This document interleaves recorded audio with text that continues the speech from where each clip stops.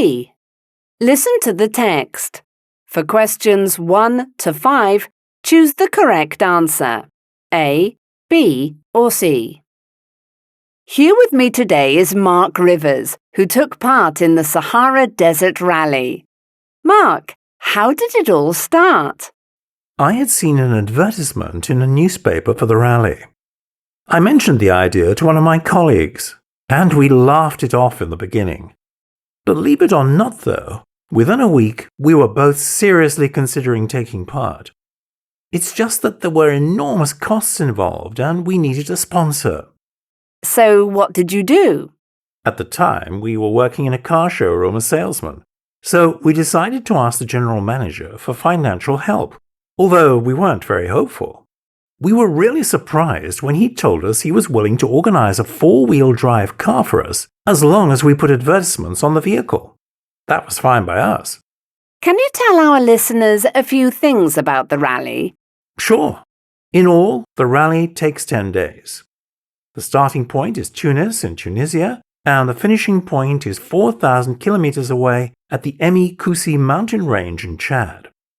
To tell you the truth, we had to look up a world map to find out where we were going. Did you feel ready for the challenge? Well, not exactly. My colleague and I had participated in many rallies before, but we got cold feet 1 week before the rally. However, we decided to do it anyway, and we put a lot of effort into our preparation and planning. Nothing was left to chance. But then again, you can never predict the unpredictable. Tell us about the race itself. On joining the rally in Tunis, we were really surprised by the large number of entrants. Our goal wasn't to win the race, but to finish safe and sound. Besides, the race was much more likely to be won by a professional team than by us. Was the track challenging? The first 500 kilometers were reasonably easy. However, we encountered enormous sand dunes while traveling through western Libya. To avoid sinking in meters of sand, we had to follow the race map really well. I must admit we were quite nervous at times when we felt our bulky vehicle about to sink in the sand. Luckily, I had overheard another driver say that the secret was constant movement.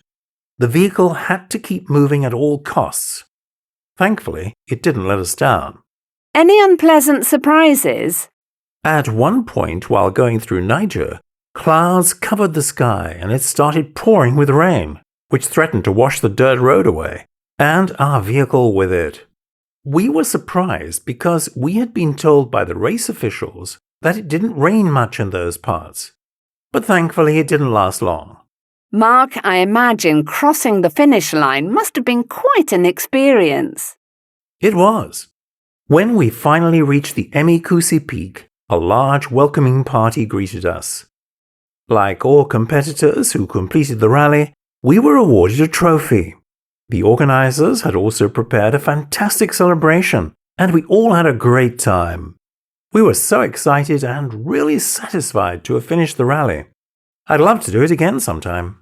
Well, listeners, it's time to go to a commercial break, but stay where you are. We'll be back with more from Mark Rivers.